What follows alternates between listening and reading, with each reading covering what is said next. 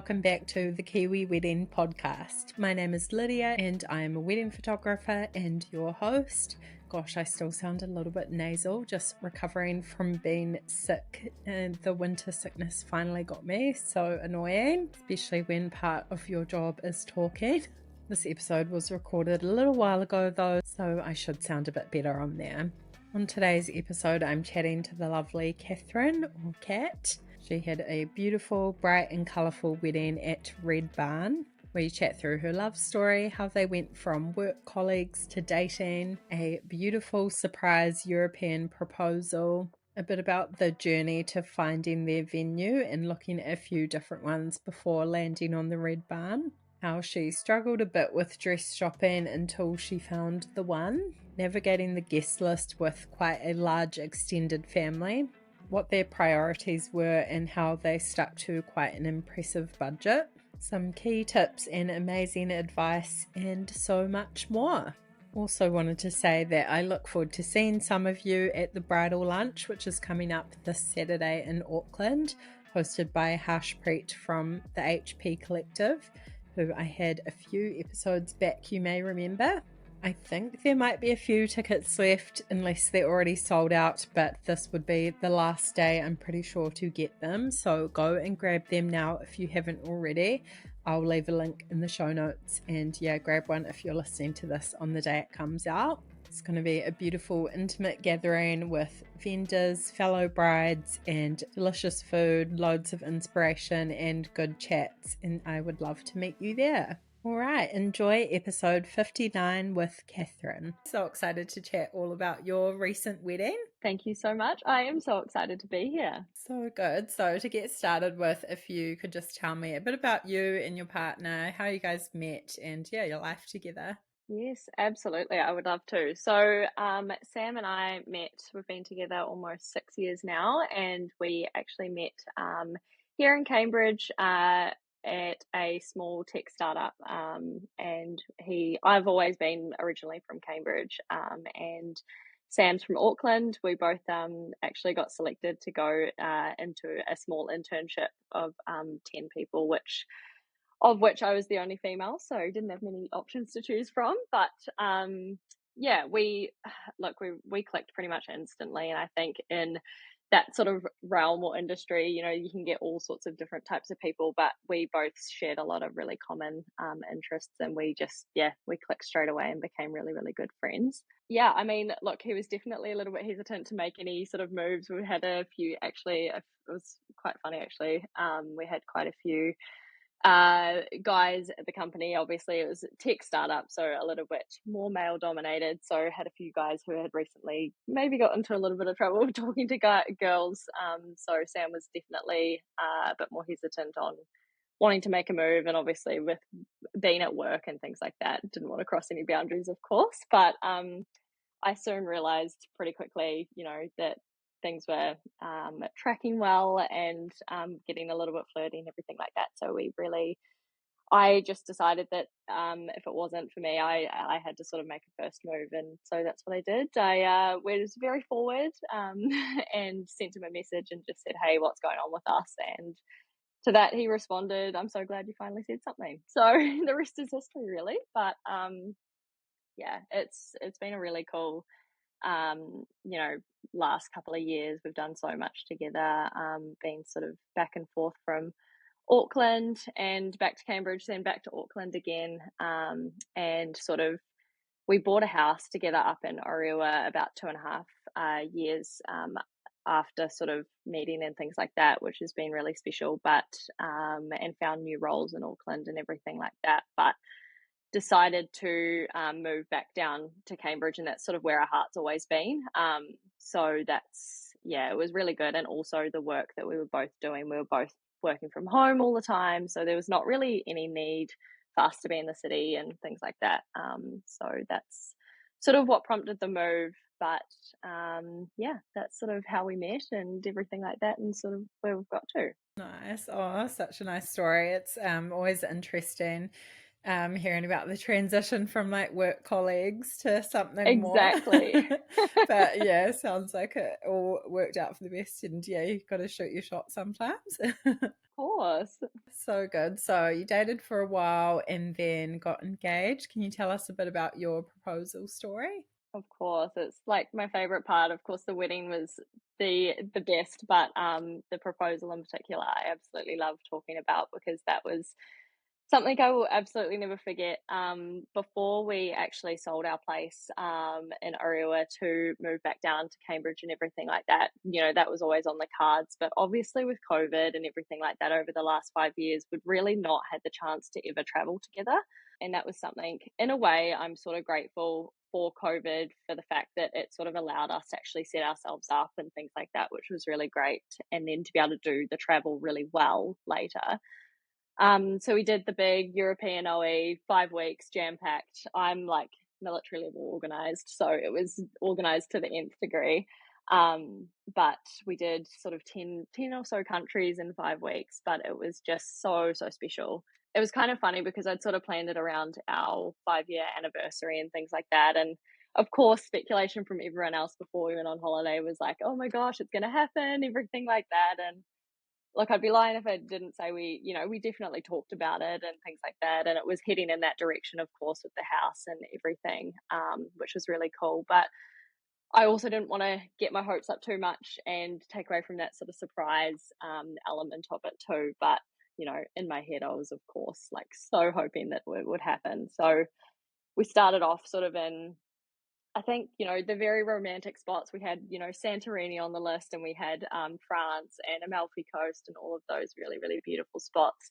So really it could have been anywhere, but it was actually in Paris very early on in our trip. We were sitting under the sort of Eiffel Tower. It was really beautiful, and we actually saw quite a few proposals.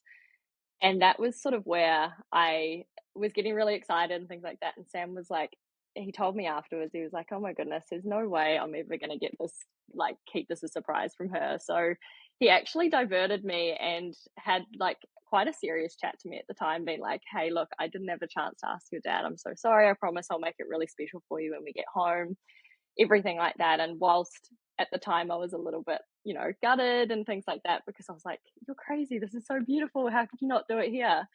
I was also just, like, we've got to just enjoy this trip as well. It's not the end of the world. And so, whilst I was disappointed at the time, I didn't want to let it ruin the holiday and everything like that. But what I didn't know is that he had it all planned. And it was then in Venice, Italy, actually, about halfway through our trip, that which coincided with our 5 year anniversary. He had not actually planned to do it in Venice, but I think it was towards the we actually came out of the train station. I remember very clearly, and I just said, "Oh my goodness, this place is so beautiful." And he also thought that in his head too. He was like, this is it. This is the spot. Just the feeling of it. It just felt very romantic, and it was just such a cool spot. And I'd booked a very nice Airbnb. I went a little bit more bougie for our 5 year anniversary, of course, and had one that had a balcony that overlooked a canal, which was, honestly, we both saw it and we were just like, oh my goodness, this is just so special. So really, really perfect. And everything was just amazing. I still didn't even have any like a hunch at all at the time, but what was quite funny though is we started getting ready to go for dinner and everything like that. So I just put on a dress, everything, and then the whole trip he's never, and just in general, he's never really into taking photos. Doesn't really care for it at all. But this particular time he said, "Oh, let's take some photos with the balcony. Let's set up a self timer, everything like that." And I was like, "Okay." Kind of weird, but he's told me it's not happening, so I'm not gonna assume. Took some photos, everything like that, and that was great. And then he said, he said something like, oh, "I've just got to go to the bathroom." So he snuck off then, and in my head I was like, "This is a bit suspicious," but sort of let him go and everything like that. But little did I know he'd actually pre-prepared, got the ring out of his bag in an easy spot to grab. Didn't even go to the bathroom, but just went to flush the toilet to pretend like he had. So really, he had planned this all out. and then came back, and yeah, I was fiddling around with the camera and everything like that, which he did initially want to video it, but it was going to be too obvious if he was mucking around with the camera. So yeah, took some more photos, and then we did sort of self timer 10 seconds, and he actually counted down every single flash to the last second and got on his knee for the last one. So he actually captured the exact moment it happened, which was just, now that I think about it, I always said he'd never be able to get anything past me, but oh, he just did the most amazing job, and it's just something that I will never ever forget. So it was just such a really, really special proposal story, and I'm just so grateful that it happened that way as well, which was so special. Oh, so beautiful. Such a nice memory to have and like special place to go back to one day, maybe. Oh, I know. Yeah, he Yeah, definitely threw you absolutely. off the scent though. Yes, he did. I was so, and I think the hardest part about it was too with the time zone difference. I It killed me for the next couple of hours. I was not able to tell anyone, and that was the hardest part because I was so excited. But yeah, And so, had you always been one of those girls that dreamed about your wedding, what you wanted, and yeah, did you have like a specific vision and vibe in mind? And yeah, what were those sort of first steps? Finding a venue, all of that. absolutely. Look, yeah, like I said, to be honest, I pretty much had a lot of my vendors locked in before we'd even got home. So we decided to do a wedding fairly quickly, within sort of 9 months, just purely because our grandparents are getting older. We just don't want to, they're a very big part of our family. And I think waiting, a lot of people wait 2 years. And I think for us, we were very lucky we were in the position we could afford to do it in that time frame, because they're not cheap. Yeah, I have to say, my sister is actually a wedding photographer down in Rotorua. She is incredible. And so I really had an appreciation for wedding vendors in general, and sort of knew what I wanted through that because she'd sort of introduced a lot of things to me. So she'd given me copies of the Together journals and things like that, which was really great to just get inspiration. And to be honest, I'd been following certain wedding vendors for a long time. So I sort of knew who I wanted. But yeah, so I think in terms of what we wanted, we both actually, a big part of our relationship, and Sam's family has sort of, they've got a beach house in Pauanui in the Coromandel, and I always envisioned, we both did, that we'd get married there.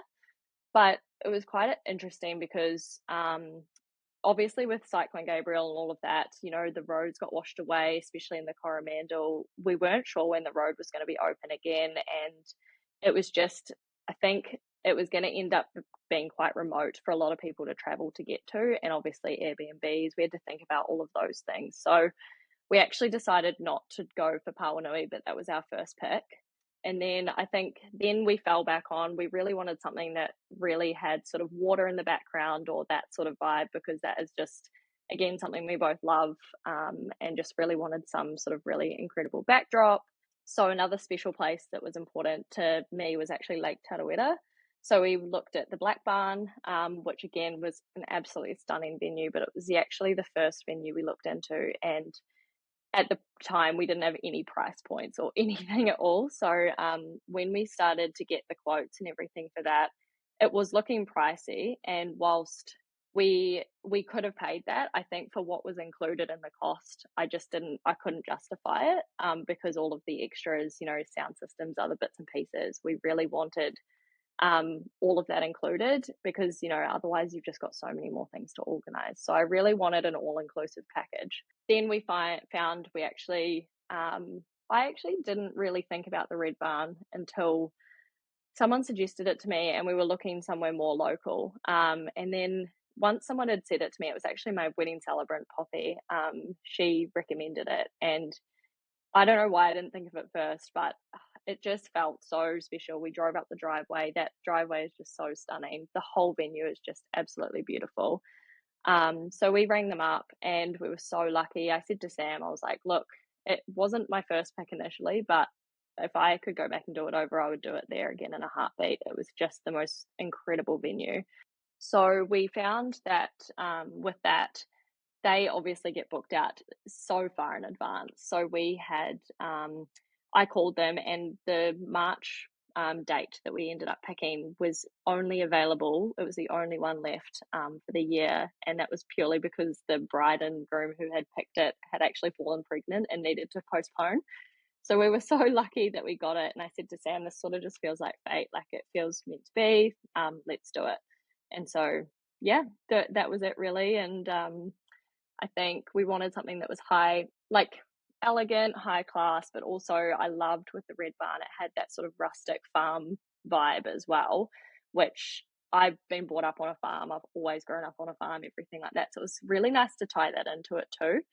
And yeah, I think that was something that was really important to us. But then also in terms of color schemes and things, for us, we wanted something really bright and fun and colorful. Orange is Sam's favorite color, pink's mine. It just fell into place so beautifully. So those were things that we sort of knew what we wanted in that regard. But yeah.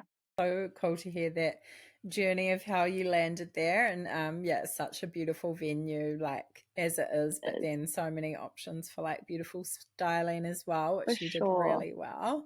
It's nice having it all included as well. And yeah, I know the staff there are amazing, really look after you. What were the most important elements of the day for you, your sort of top priorities with different vendors, vibe, all of that? Yeah, absolutely. I think I will say too, with the red barn, the fact that with the cost, the like price we paid, we got a wedding planner, we got, the sound system, we got bar staff, we got all of that included. So for us, just the value for money was incredible as well. And I just couldn't, the service was just honestly 10 out of 10. They were just incredible. So yeah, no, absolutely love them. But in terms of priorities, to be honest, and it might be different to some people, I think there was four main things for me in particular, and Sam as well, but mainly me, really, if I'm being honest. Look, I mean, the way it was captured was going to be something that was always going to be really, really important to me. I think with my sister being a wedding photographer, I have this newfound appreciation for just like being able to capture those moments. And so not only just photo, but video. And I actually had been following Libby Jean from Nosy Parker before she even started Nosy Parker actually. But then I actually listened to your podcast that you did with her, and that sold it to me really.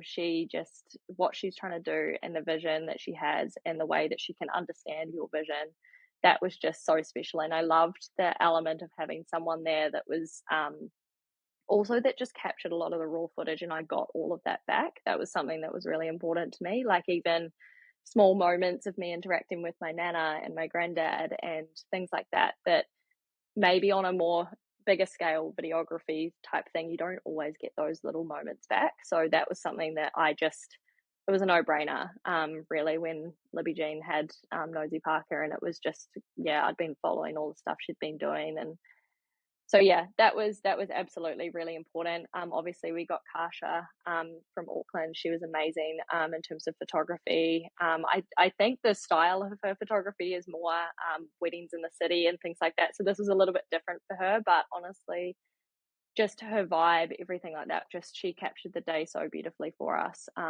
And I think I definitely wanted someone who was similar style to my sister because I love and appreciate her style of photography too. So that was that one. The other one that was really, really important to us was florals. Obviously, as you can see, my bouquet as well. But flowers is something that I just have such a huge appreciation for, and I just think it changes the feeling of weddings and just anything. If you've got some really beautiful flowers, I know not everyone agrees on that, and but it's something that was really important to us. So that's sort of where I actually invested, and I sort of didn't have a budget with florals. I was happy to go to whatever suited, and I always knew I wanted Asta and Bloom. She is just, her work is incredible, and the moment I messaged her, sent her my vision, we had a few calls and things like that, and she just captured it so beautifully. Like I couldn't have asked for it to be better. So I'm so stoked with that. The other thing as well was makeup. Of course, I think it's the one day that you really, really want to feel you're absolutely most beautiful. And I've definitely had struggles with self confidence and insecurities and things like that. And Laura really, again, really understood what I wanted. We had trials. We ended up not going for what I did in my trial at all. We sort of changed tack completely.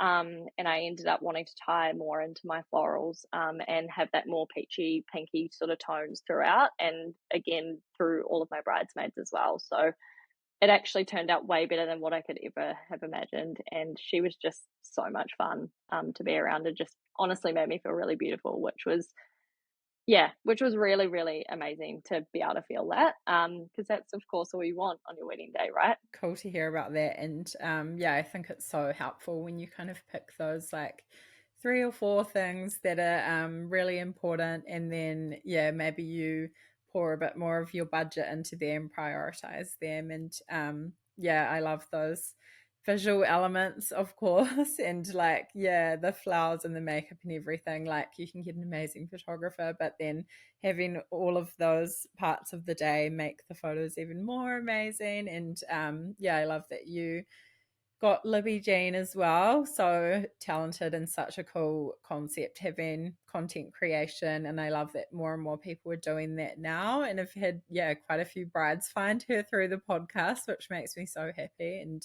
yeah, I know she's such a like fun, lovely presence on the day as well, and all of her team that works with her. I know a lot of those vendors or have worked with them before and know they're all amazing. So yeah, you had some great choices there. Yeah, super helpful having a photographer sister as well to like chat through everything with.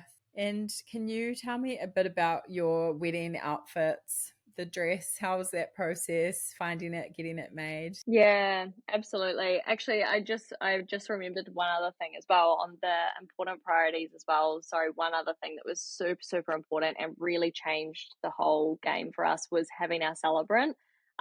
She was just it's such a personal thing, and we were very, very fortunate. Our really, really close family friend, um, Poppy Wortman, she's a really well-known celebrant here in the Waikato, and she just did the most beautiful job of capturing our story, just the way that the presence she had at the ceremony, and just the amount of compliments I got for that. So, in terms of like picking her someone that is just that you if you have the privilege of knowing someone that can do that for you, it's just made the whole ceremony feel so much more special and personal. And yeah, that was a really beautiful thing, and I'm so glad that we had that as well. She's so lovely. I've done a wedding with her before, and Oh, just have yeah, you? again, such Amazing. a at Red Barn actually, Oh, such really? Of a course, that's your favorite. yeah, beautiful presence on the day, and yeah, like Absolutely. amazing with her words, and also like so helpful and practical with like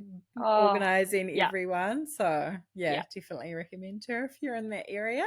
Absolutely. So, yes, about the dress. The dress process was a really interesting one, if I'm honest. I actually really struggled with this, and I don't know if any other brides have as well. But I had sort of in mind of what I wanted. I didn't want anything restrictive. I sort of think I did want something strapless, so I sort of knew I was sort of going in that realm of things. I mean, dresses are so expensive, and this is something that I couldn't justify spending crazy amounts of money on one, but still wanted one that looked really classy, elegant, beautiful, and I do think I sort of hit the nail on the head for that, with mine, and I'm so grateful for the dress that I picked. But I actually went through 3 or 4 different, places before I found the right one, and I sort of got to the end of the process before I went to Alma J Bridal in Mount Eden.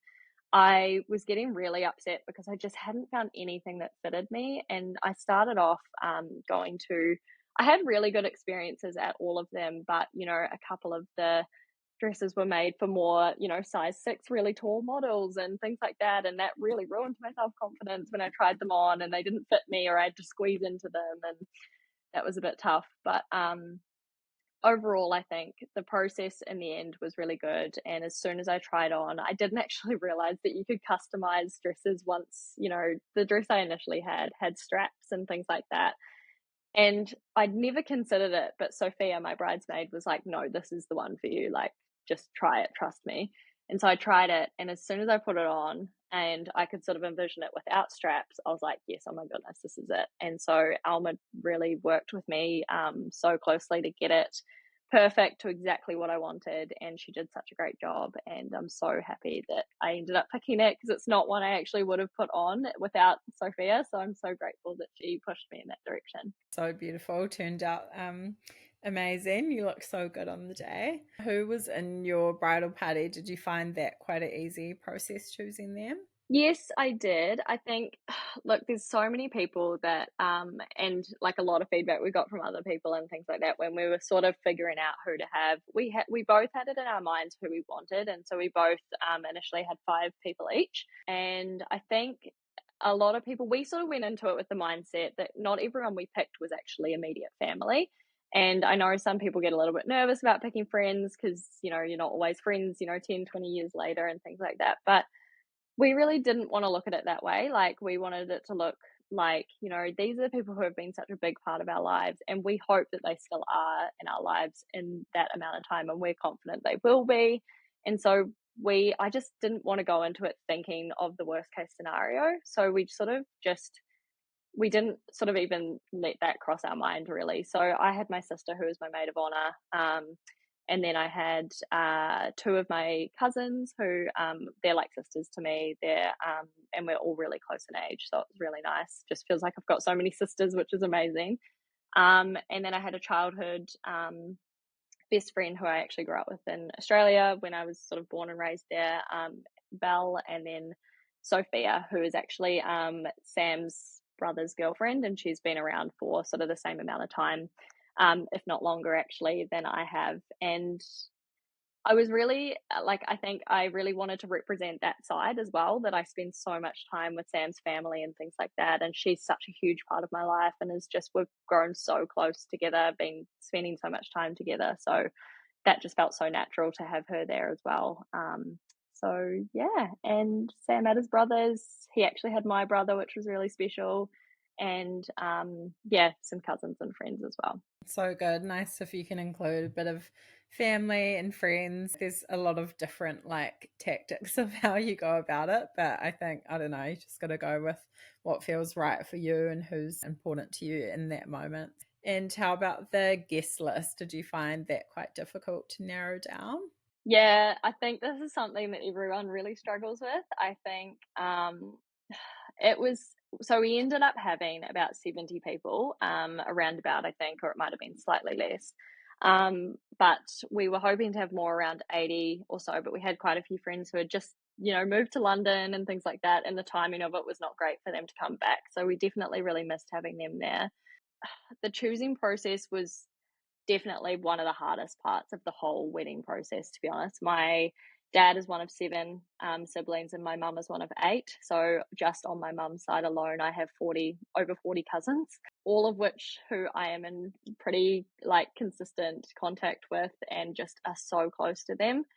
Sam's side on like a lot smaller, like significantly smaller. And so that was definitely a really, really tricky one to navigate. Of course, having family contributions to the wedding and things, and then feeling like, having to reconnect, I guess, balance that out, I suppose. And that was something that I found really, really tricky personally. Just that constant battle of being like, this is my wedding. I want people who are there that, for me, something that was really important to me was that I didn't want to go up to someone on my wedding day and be like, hi, nice to meet you. It's such an intimate part of, you know, my life and my day and things like that. So it was definitely a tricky one, but we sort of managed to get some common ground, and we, yeah, settled for 70. And it was a little bit ruthless towards the end, just having to be like, I'm so sorry. Um, but the way we sort of managed to navigate that as well is we actually had, especially for my family, the day after, we had a sort of extended family. We invited everyone of the family who wasn't invited to the wedding to come and celebrate with us afterwards. And that felt really special. And actually, for the most part, people were really understanding, which was really good. Like, I think people know these days weddings are so expensive. And honestly, if I could have had them all there, I would have. So I think the people who are going to take it the wrong way, it's just like, it's, you can't really take that on yourself. And for so long I did. And I'm so glad that, yeah, I think I was very fortunate for the most part. Everyone really, really good about it. It's always a tricky process. That's a nice number that you landed on, and like, yeah, good to be able to like get around, chat to everyone on the day, not too overwhelming. Yeah, I love that you did the day after thing to include everyone. That's a great idea for people if that's something you're struggling with, or you have a really big family and you have to make those tough calls. Yeah. And can you tell us a bit about the big day, how it all went down, and yeah, any highlights or favorite moments? Honestly, couldn't have asked for it to go more perfect. We were so, so lucky that, I think the only thing I was really stressing about before the day was the weather, and it was scheduled to rain, and it didn't. It was so beautiful. It just Oh, honestly, I think even if it did rain, it would've like, we had backups and things like that, but it didn't, and I think just the way it all panned out was just so beautiful, and the day itself, it was long, especially for us girls because we started at I think me and Sophia woke up at 5 a.m. She was the first one to get her makeup done. I still feel so bad I put her first, but I said to her, I was like, "Look, you've got to see this is a good thing. Makeup sits so beautifully on your face, so it needs to be you first." And yeah, but I think it was just so funny, and this probably happens all the time. Like, Sam and his groomsmen got up at like 8:30. They went and had a sauna. They went into town. Like, they just were so cruisy. We were like clockwork, literally from 6 a.m. It was just like hair, makeup, hair, makeup, hair, makeup. Oh crap, we've got to eat. Things like that. And it was chaos, but it was actually really beautiful. And to be honest, getting ready the morning of was probably one of my favorite like the highlights. I really enjoyed that. And for me, it was kind of crazy because I was sort of sitting around because I didn't get my hair and makeup done until like closer to when we actually had to leave, and the ceremony was at 3:30. So I was just sitting there going, "What am I supposed to do with myself? Like, I don't know what to do." And so I went and like had a coffee outside with my mom and things like that. Just sort of took it all in. But I definitely was just feeling like I was trying to, like, wait on everyone, making sure they had food and water and everything like that. Because I don't know, that's just naturally me anyway, but, um, I just couldn't sit still. I just didn't know what to do and things like that, and obviously, at the time, I was like, "Oh, I want everything to hurry up, and I'm so excited and everything," but then when it all came down to it, my hair, my makeup, everything, like, then it was all of a sudden rush, like, "We've gotta get your dress on," and then Libby Jean and Kasha arrived, and I think it was the moment they arrived, I was like, "Wow, okay, this is real." Um, and then my dad arrived. I did a first look with my dad, which was really beautiful. He had no idea what was going on. He just I don't think he's like we didn't prep him, so he was standing out sort of looking at the lake for ages, and he didn't really know when to turn around, and it was hilarious. But um I think when he turned around and saw me, that's sort of when the waterworks started, and I think that's when the emotion really started to hit me. Did a first look with my bridesmaids as well. That was really special. Definitely recommend doing that as well. Yeah, I wish in hindsight I would have done something with my brother as well because me and him are very close. But he was a groomsman, obviously, so he was off with them. In terms of the actual, yeah, we dad actually took me in his car, which was very special as well. But we had a few casualties on the way. The ribbon fell out of the car and started flying everywhere, and it was not strapped down well enough. So that was a bit crazy, and we're running a little bit late as always. And then we got down to the end of the driveway, and Poppy had said to us, "Don't come up until I text you." Little bit did we know there was a dead spot of reception at the end of the driveway where we were, so we never got the text to come up. So Sam was like waiting at the ceremony for like 15 minutes. Everyone was sort of sitting down, and Sam was like, "Oh, this is just typical Catherine being late and everything like that." But we actually were there, but we just never got told. And luckily, I think we ended up just deciding to go up because we were like, this, like, we're late. It's 3:40. Like, we'll just go. Yeah, it was actually the moment that I drove in as well, and Poppy saw me. She burst into tears, and that's when I was like, "Poppy, don't you dare, do not cry. I can't do this just before the ceremony." But that's when it started sort of really, really hitting me. We sort of lined up, the girls started going out. Tenerife Sea was our Isle song, and just that song in general just was so emotional. And couldn't have picked a better one actually. That was just so perfect for the vibe that we were after and everything like that. But yeah, the ceremony was an absolute highlight for me. having my dad walk me down the aisle. I think it's not actually talked about enough in terms of, like, I'm the eldest. Me and my dad are so close. So there was, and I actually mentioned it in my speech, there's a sort of that feeling of, you know, having your husband in front of you that represents your future together, but then, you're holding on to the man that you was the first man that you ever loved. And that is quite, it's a really emotional time. And it's something that I think it was really beautiful, but it's something that I'll always treasure. And I think that for me was the most emotional part of the day, feeling like I was being handed off to Sam, which I was so excited about, but also I think a little bit sad too. And I think it's a very real common feeling that a lot of girls feel, especially those who are really close with their dads. And yeah, but the rest of the day was incredible. I personally didn't really enjoy the family photos, but I don't think anyone does. It was hot, like the sun was streaming on us, like all of Sam's family have blue eyes, and the sun was like, so it was, those photos were okay, but they're not Just gotta amazing. get through them. You've just got to get through them. Kasha did so well wrangling us. Like, it was just, yeah, I think that was probably the least enjoyable part of the day, if I'm honest. But I know it's got to be done. And we did get a couple of really beautiful photos out of it. So that was great.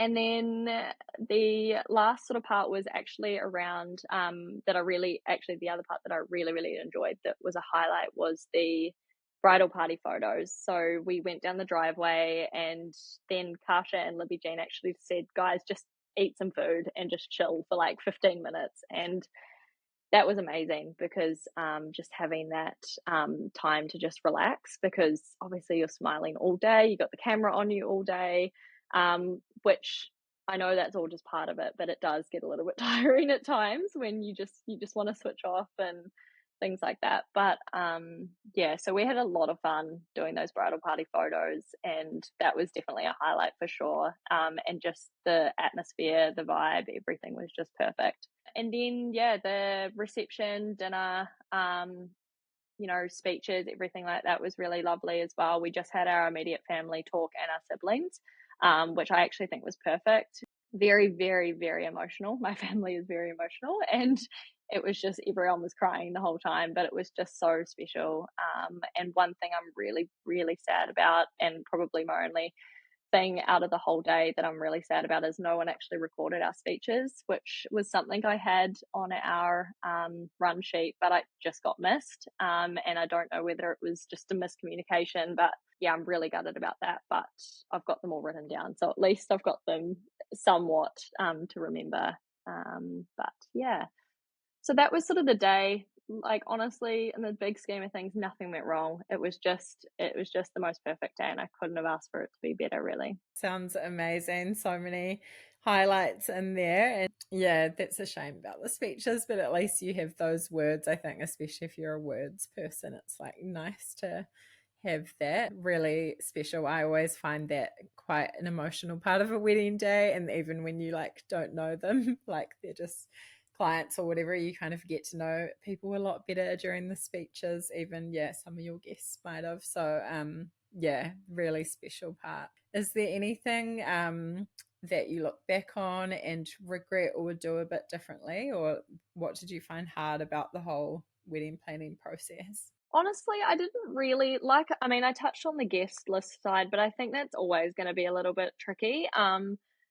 Honestly, I don't think I'd change anything if I could. Like, everything really sort of went to as planned, and I think I had yeah, I thought all of it through really, really well in terms of the way that it was structured, like even where we booked our Airbnb close to the venue, everything like that. So yeah, not really. Like, I think obviously I touched on just the speeches not getting recorded was literally the only thing I was gutted about, and I if I could go back, I'd get that done. But otherwise, no, everything was great. Like, I suppose the only thing, actually, no, one thing is just we chose not to have a DJ, and that was quite interesting. So I spent hours and hours and hours formulating playlists and everything like that. And the Red Barn was really, really great.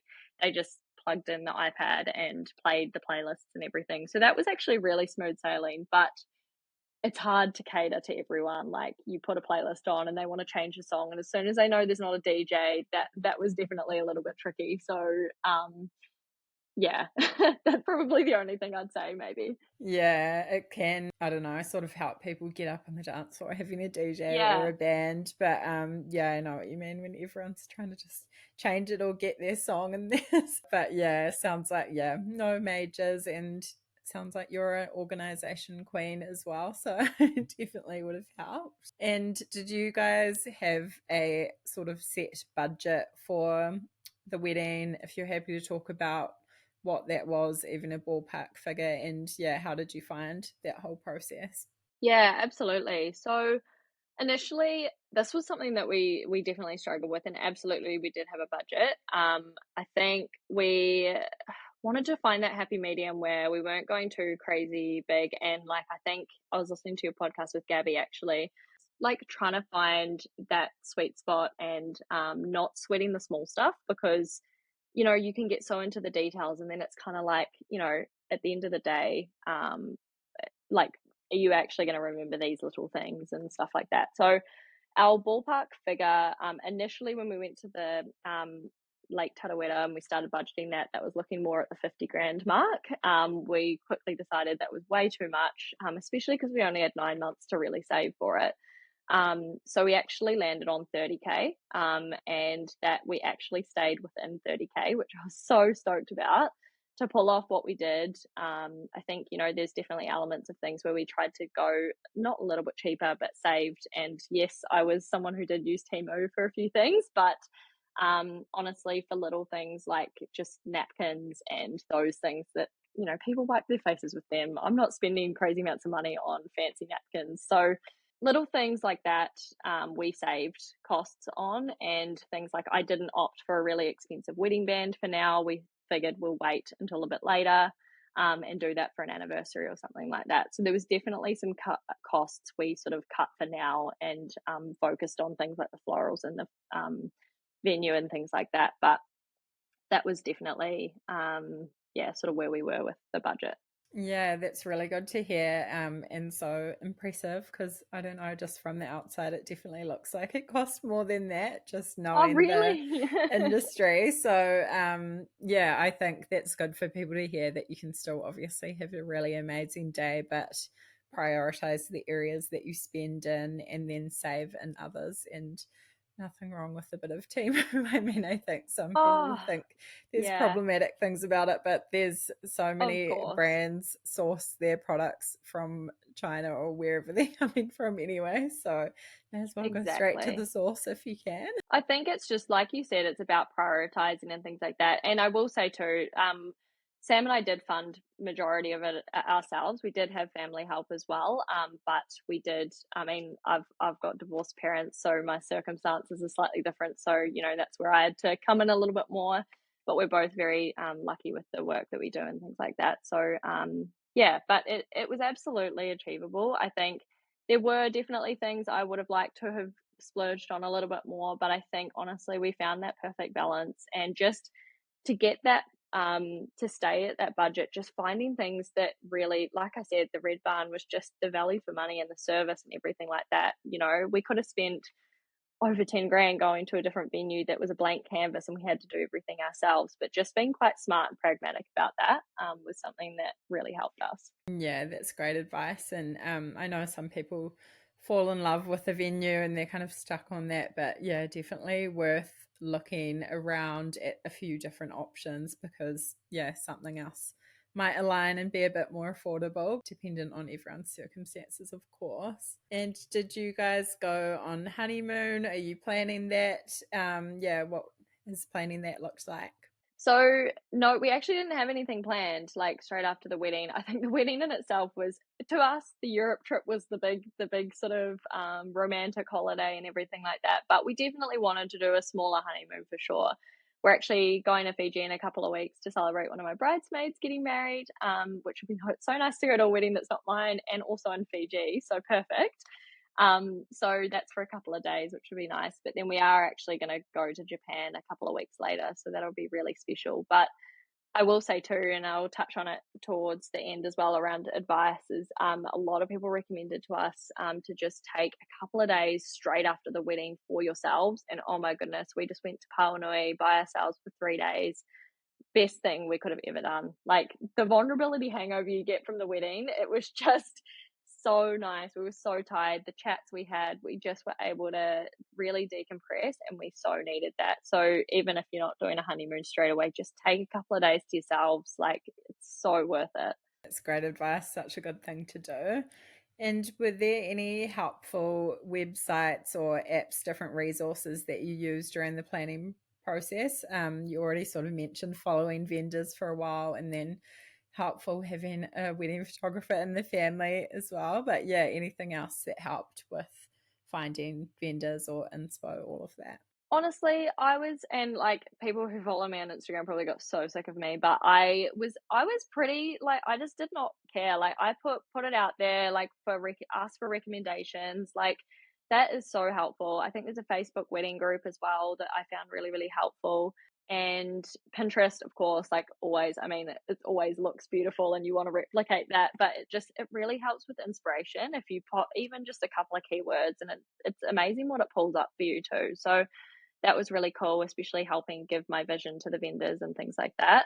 But Instagram was honestly amazing. Like, yeah, Instagram was so, so cool because you can do your research through there. You can just, the way that you can connect with people over that is just really, really cool too. So those were sort of my main ones, to be honest, that I used. And to be fair, I will admit I did use TikTok quite a bit too, so that helped as well with videos and, how to lay things out, and especially when it came to writing vows, just to get ideas of how to structure them and things like that. So yeah. Yeah, so helpful. All so good, all of those. And yeah, you've given a lot already, but is there any advice that you would give to couples planning their wedding at the moment? I mean, enjoy the process. Like, it just comes and goes so quickly. And I know not everyone does enjoy the process or planning. I personally loved the organizing of it and every detail of it. But I think, and again, I think actually you touched on it in Gabby's podcast as well. Just being able to try and switch off, because the wedding can get really consuming. It can take over your life. I definitely had my sister call me up on it a couple times, being like, "Can we just do something without talking about the wedding for a bit?" And just recognizing that too, that even though it's the biggest thing in your life, still checking on the others and things like that, because it can literally consume you. Um, but like I said, taking a couple of days after the wedding, as well, just for you guys. And I think the other biggest thing and the biggest advice, that I will give as well, that helped us hugely, just pick your vendors carefully. Like, you've got the options, and pick people who match your vibe, who you get along with, because when you're stressed, it is something that, you're going to want to lean on these guys and trust that they are going to be able to, pull the vision together for you. And honestly, if I could go do it again, I'm just so happy with who I picked. They all gelled so well together when they were all together as well. That was something that was really amazing. So yeah, pick your vendors really carefully if you've got the option to. Absolutely. I would pay the premium to get someone that I really, really enjoyed working with. Yeah, because it is just so important to get that right and not have stress on the day. And then the last thing too is, I'm so grateful to the Red Barn for, we paid an extra, it was an exclusive setup pack down fee, and I think it was about $400. But oh my goodness, to show up on the day, to just literally have everything set up. Like, no one had to rush around the morning of, no one had to go there, set up. I just had to drop everything off the day before, give them a few instructions, walk them through how I wanted it to be set up. And Harriet, my wedding planner, she was just incredible. Set everything up for us. Then the next morning, they packed everything down for us, had it all in containers ready to be picked up, and then it was good to go. And if you can afford to do it, absolutely do it, because it removed so much stress for us. It was just so, so helpful. So good. So much great advice in there. And that's definitely a worthwhile service, just to lift those little responsibilities off friends and family, and yeah, just have everyone enjoy the day and not have to worry about that. So yeah, so many good things about that venue. I love it. It was so special. So good. And what is married life like now? Do you feel like, I mean, you're still pretty fresh, about 6 weeks in, but yeah, on that high. But yeah, do you feel like you got any post wedding blues? Honestly, I mean, there was elements of it, but I in some regard, I was glad it was over because it was so consuming, and when you work in a full-time job and trying to, do all of that, it can become a lot. Definitely the week of the wedding, it was chaos, but I think, oh, look, we've just, like, found this whole new appreciation for each other. We are just so close, like, I didn't think I could love him more, but I do, and it's amazing. It's just we're both so happy.